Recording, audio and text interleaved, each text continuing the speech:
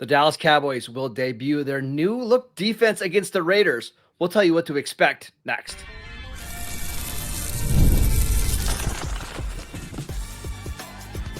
You are Locked On Cowboys, your daily Dallas Cowboys podcast. Part of the Locked On Podcast Network, your team every day. Welcome back to the Locked On Cowboys podcast, part of the Locked On Podcast Network, your team every day. We are now the #1 sports podcast network, and today's episode is brought to you by FanDuel. Right now, new customers can bet just $5, and if your bet wins, you'll get $300 in bonus bets to use across the app. Welcome back. I am your host, Marcus Mosher. He is Landon McCool, and on today's show, we are previewing the Cowboys Week 11 matchup on Monday Night Football against the Las Vegas Raiders. We'll talk about the offense and if they can get back to an elite level. We'll make some predictions at the end of the show.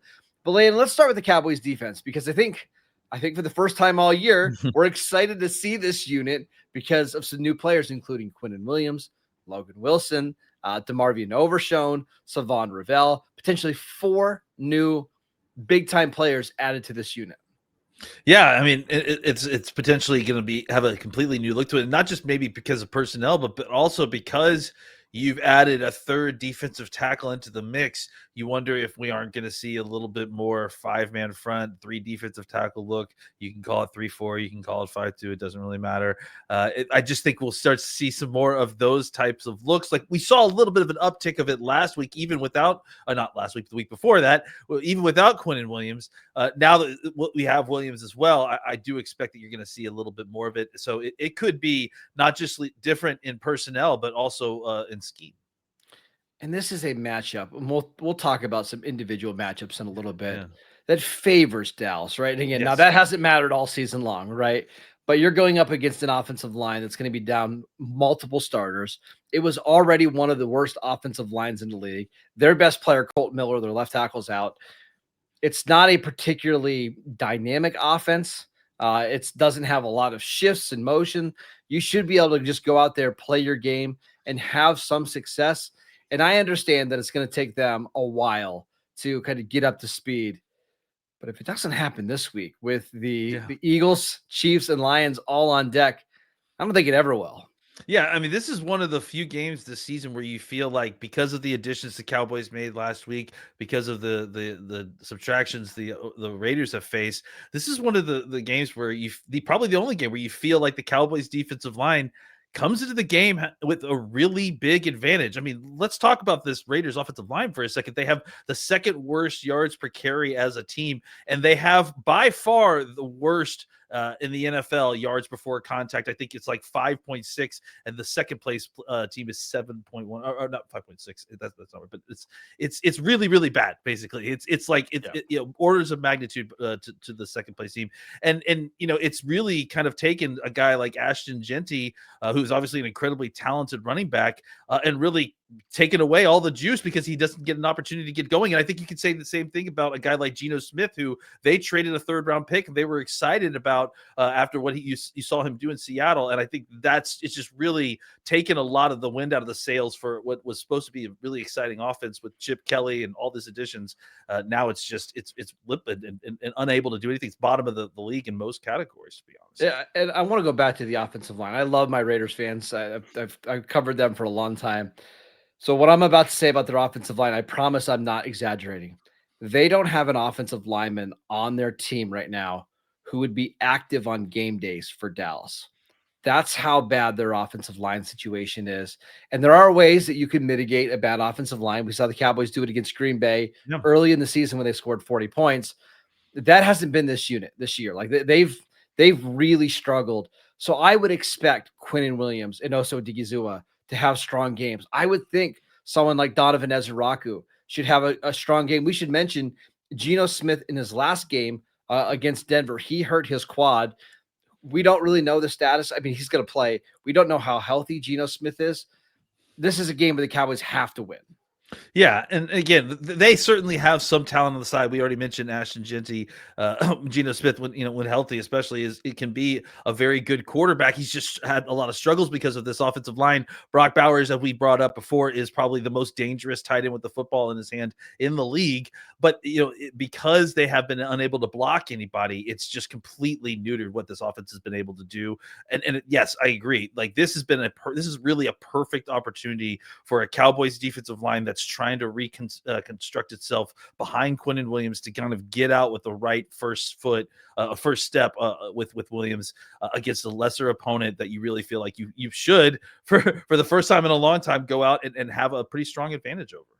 Now, I want to talk about Tre Tucker, who is right now their de facto number one receiver.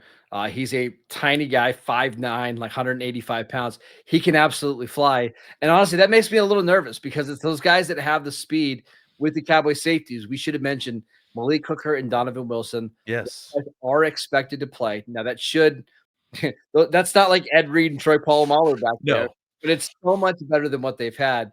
But in a first game back, with both those guys coming back from injuries, you do wonder, could they be exposed over the top a little bit? Yeah, I mean, it's not like we had a lot of great success when they were out there originally, but you're right. It certainly stops the bleeding and is better than what you've had, especially considering the Wanya Thomas was kind of limping into the whole situation, and it felt like even your backup safeties were a little bit banged up as well. So, yeah, to have these guys back, I think hopefully it provides at least some kind of stability. It's going to be interesting to see, especially with all the new cornerbacks being rotated into the mix, including Kalen Carson, and then obviously Ravel as well. How that's going to play out with this kind of smaller group. Tyler Lockett's also in this receiving group, so another guy that can a little bit smaller, quicker, that can get down the field as well. And then on the other side, they've got a huge behemoth, like 6'5", 215-pound X receiver as well, who Thornton hasn't necessarily done a ton yet, but I think it's this might be his game. Mix. Yeah, this might be the game, right? It's been a breakout opportunity for every other offensive player this year. So the Cowboys need to just be kind of careful of the different mix and match of skill sets they have out there. How much does Ashton Jeanty scare you in this game? Because he's not had a big season, but this feels like on Monday Night Football at home. Is this the kind of the breakout party?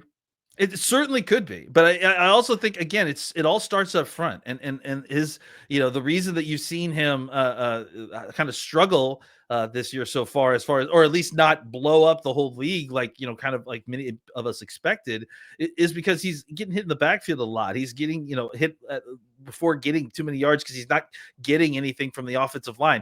You bring in Chip Kelly, you bring in Ashton Jeanty. There's a certain standard that you expected for for offensive line blocking, for run blocking, for the ability to run the football. They just haven't been able to achieve that because of the players that they are lining up at the offensive line position. So I do think that you're going to see him do some amazing things trying to avoid a 2-yard loss to make it back to the line of scrimmage.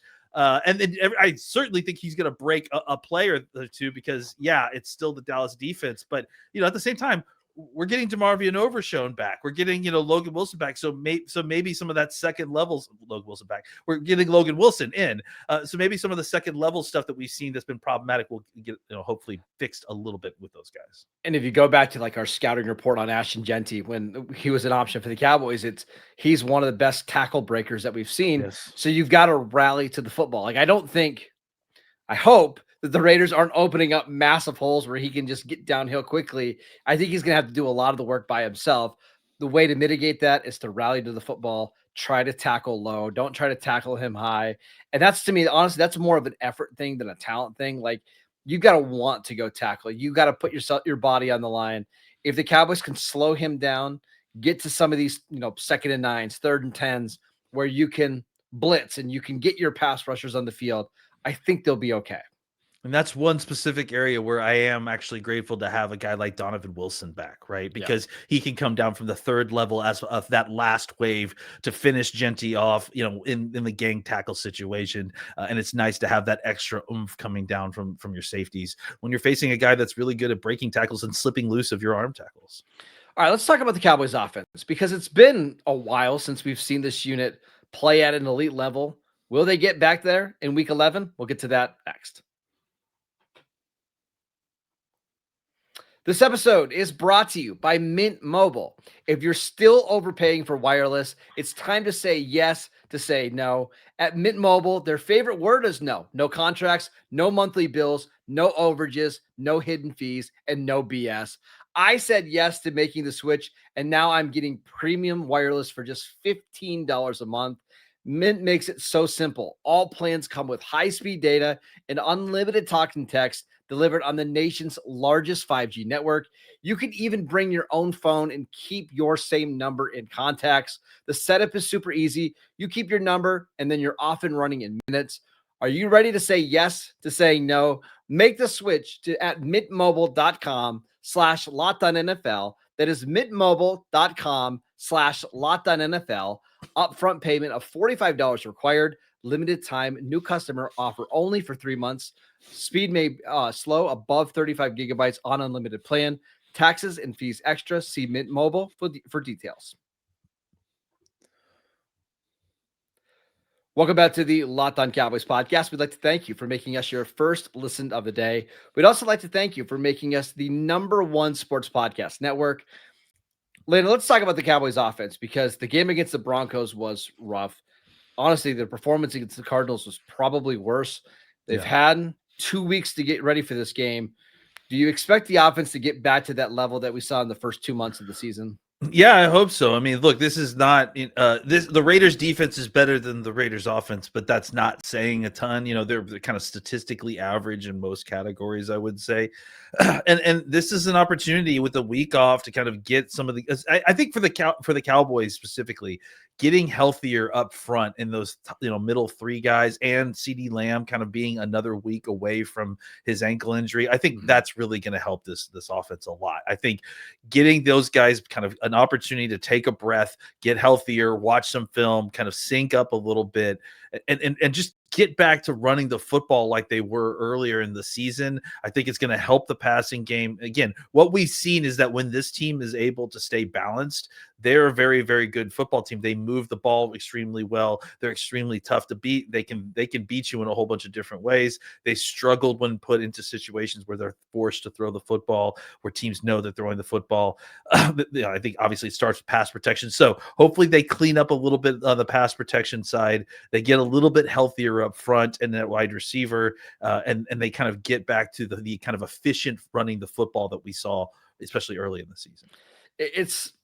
Their defense is really funny because they have these three linebackers that all have such I'll get into it. So they're playing Jamal Adams as a weak side linebacker now. Yeah. Okay. And Jamal Adams does all your typical Jamal Adams things, right? There's Devin White, who Devin White. He's Devin White, right? So he's an incredible athlete that doesn't know what he's doing. The other linebacker is Landon Roberts, who's I think 30 now. He's a downhill thumper that can be exposed in coverage.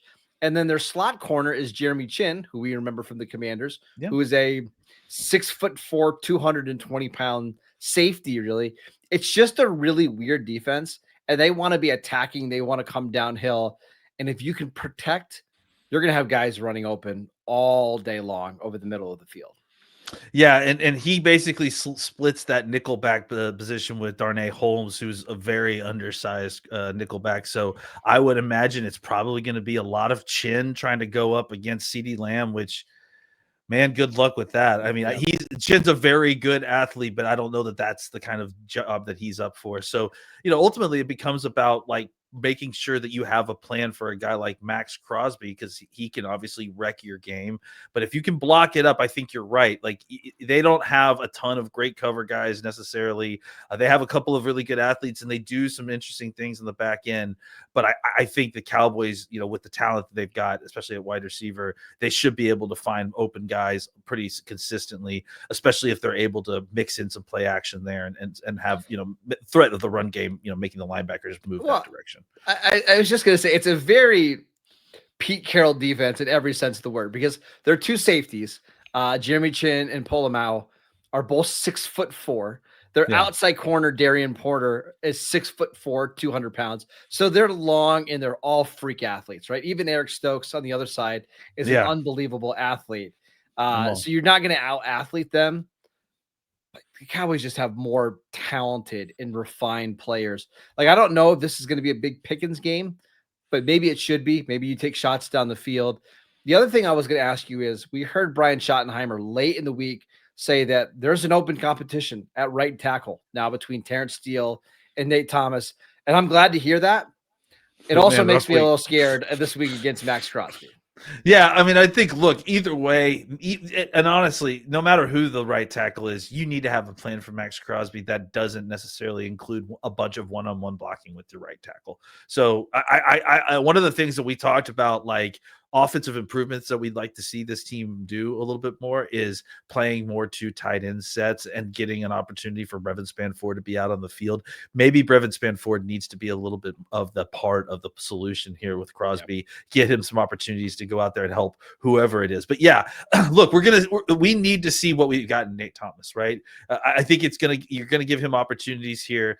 I think that at times you're gonna really miss what you get in Terence Steele's run blocking when he's not out there. But you also got to get Nate Thomas up to the point where he's going to be able to take over that job, because I just think that Steele's pass protection stuff's never going to get better than where it is. And I think you've got something in Nate Thomas, and if you can develop it a little bit, I think you're going to cross that Rubicon at some point this season, or at least in the offseason, where maybe Thomas is the better of the two right tackles for the long term. And Crosby's such a unique player because he's not somebody that you can just throw a double team at and take him away, because he's so good at like slanting inside and getting skinny and getting through these gaps. And a lot of times, if you watch him, he does it like he's starting to switch gaps right as the snap is going on. And by the time the tackle gets out of their stance, he's already between him and the guard. So he's a monster to deal with, and he's going to make a couple big plays. But what you can't have happen is let the other guys dominate. You can't have Tyler Guyton struggle against Malcolm Kuntz and Tyree Wilson. You need your interior offensive line, Tyler Smith, Cooper Beebe, and Tyler Booker, all to have good games, because those guys are going to see a lot of one-on-one opportunities. Play like the first-round picks that they are. And again, I also think that you've got to take it to Maxx Crosby, and he's a tough guy, and he obviously is going to take it, but it's better than having to sit back and be on the defensive, and that means pass protection for these tackles, right? So being able to remain balanced and come off the ball and hit Crosby, that's going to be and have him have to play both the run and the pass every snap. You can't just have him being able to pin his ear back and come back after Dak full time. Have him have to think about the balance, and that means not getting into third and long situations, attacking down the field a little bit more on first and second down. Don't get into third downs, right? Like, take the opportunities early to get the chunk plays and then run the ball on third down to convert. So that's how you kind of limit guys like Maxx Crosby, who at any given snap could just destroy your whole play. This game to me is more about game script than anything else, right? If the Cowboys get a lead in this game and now you can utilize play action, you can run the ball, that's where the Raiders have a really hard time. But if the Cowboys get like they did against Arizona, where you're down by a touchdown and 10 points, and now you're having to throw the ball, and Pete Carroll can send some of these exotic blitzes, and Maxx Crosby's getting one-on-one opportunities, that's where you're going to struggle. It's really important after the 2 weeks the Cowboys have had off. And I know it's been a really rough 2 weeks for them, but it's important that they get off to a quick start, because you don't want to let the Raiders hang around, in this game when it's in Las Vegas and that crowd can be really loud.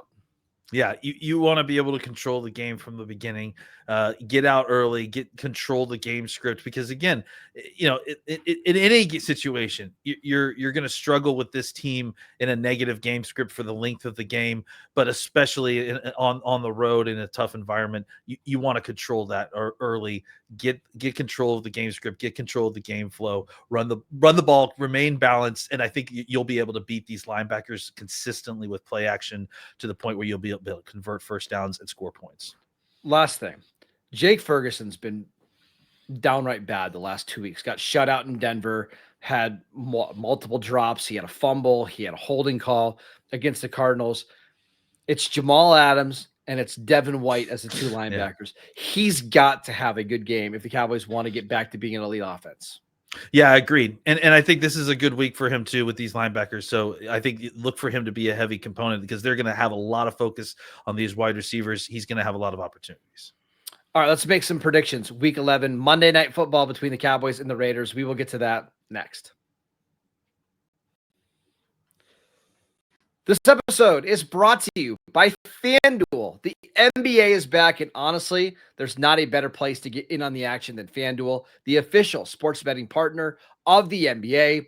Even if you miss the start of the game, or if you just want to ride the hot hand, FanDuel has live bets on everything from who will score the next bucket to the fourth quarter comebacks that are going on all across the league right now. Plus, you can even combine your live bets into a same game parlay for a shot at a bigger payout. It keeps every game exciting, especially when your team's making that late game push. I love that you can bet on the NFL on Sundays and Mondays, and then all week long we've got NBA action, and the basketball's been fantastic in the first month of the season. So go check it out. Right now, FanDuel is giving new customers $300 in bonus bets when your first $5 bet wins. So head over to FanDuel.com to sign up and play your game with FanDuel, the official sports betting partner of the NBA. Welcome back to the Locked On Cowboys podcast. We'd like to thank you for making us your first listen of the day. For your second listen, check out the Locked On NFL podcast. 2 shows every single day, one in the morning with Tyler Rowland, one in the afternoon with Tony Wiggins, available wherever you get your podcasts. All right, Landon, Cowboys desperately need a win here in week 11 just to stay relevant. Do they get it? Yeah, I kind of think that they do. I mean, I think that the mismatch that we talked about, the rare mismatch that the Cowboys have this week on the defensive line, you get a Quinnien Williams who I'm pretty sure this is right, like had basically 2.5 weeks off. It'll be 23 days since his last game. So, just an opportunity to kind of get a fully healthy, refreshed Quinnien Williams mixed in with the group that's also coming off by as well. I just think that there's going to be a lot of opportunity for big play with a compromised quarterback in this pocket, a young rookie running back who's going to be trying extremely hard to kind of overcome what's happening up front of him. And then a defense that is good, but not great. I mean, like I said, kind of statistically down the road, an offense that's had a week off that is looking to kind of get its groove back a little bit. It's getting a little bit healthier. I understand the game's on the road, but I do think that this is probably one of the few games where I'm going to feel confidence about the Cowboys winning going the rest of the way. I don't feel great confidence, but I do think the Cowboys win this game. Let's say 27-21 with like a late score, but Cowboys kind of controlling the flow of the game most of it. On paper, the Cowboys do have a lot more talent. They've got the better quarterback, they've got the better offensive line, and more often than not, if you've got those two things, you're going to win a lot of football games. There's part of me that just doesn't know what the energy and the vibe is going to be like for Dallas, and that's one of the things that you can't really factor in when you're just looking at the rosters on paper. There's a chance the Cowboys come out and they're flying around and they're excited to be back on the football field, and it's a relief that they can play again. There's also a chance that they come out really flat, and that would be totally understandable as well. So I don't have a great feel for this one.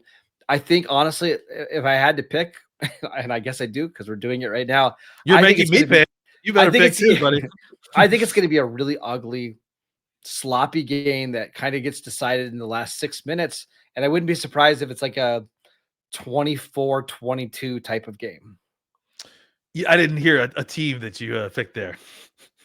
I'll pick the Cowboys, but I don't feel great. If this was I think if this was a normal situation, I would pick the Cowboys to win by a touchdown.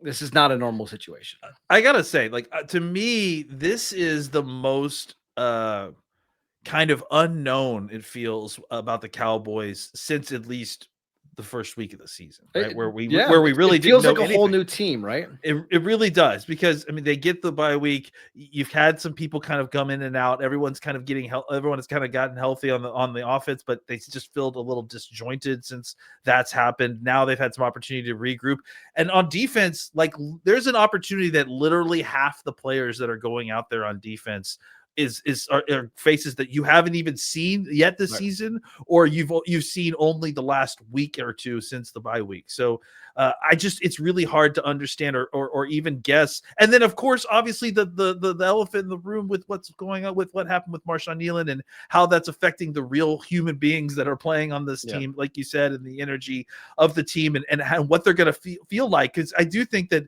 early on, there's going to be a push, I think, to kind of be excited to play for Marshawn and be inspired. But I think there also was a point late in the game where you've had an incredibly long 2 weeks with this whole situation, and there's a chance that you're exhausted. So it's just so much unknown and so many angles to what's going on with the Dallas Cowboys right now. It's just a very specifically difficult week to try to predict what's going to happen. And this is the first game the Cowboys will play in they play 2 weeks, but they play 4 games in the next 18 days. Yeah. This is the most winnable of the 4 games. Absolutely. If you want, we should talk about this real quick. Yeah. The action on Sunday did not go the Cowboys' way. If you were hoping that they were going to sneak in as maybe a wild card team, or at least be in the running with Carolina winning, with Chicago winning, with Green Bay winning, your only chance is if you win the division, right? Yeah. So, but we're kind of past all that. We just want to see the Cowboys playing better football that they can build on. It's going to be really tough to do that over the next couple of weeks. That's why you got to get a win here on Monday Night Football. Yeah, I mean, look, Washington's kind of not going the right direction. The Giants are playing good football at times, then maybe, but they still feel like, obviously, with the injury, the dart not going the right direction. You still have them still on your schedule, but outside of that, like, this is probably the only real win, like, truly winnable game that isn't going to be a situation where you sneak one out, right? Where you're going to. This might be the last time they are favored until they play the Giants on week 18. Yeah, and I think that's a fair statement, because if you just look at the schedule, it's brutal. Even with the kind of changes that we've seen since the beginning of the season, these are all very, very good football teams that you're going to be playing these next couple of weeks.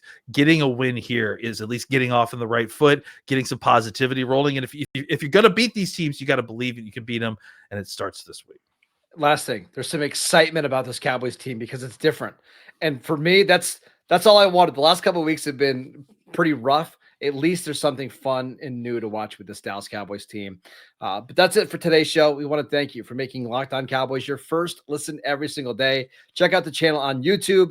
Download the podcast wherever you get your podcasts. We are free and available on all platforms, and we'll see you right back here after the game.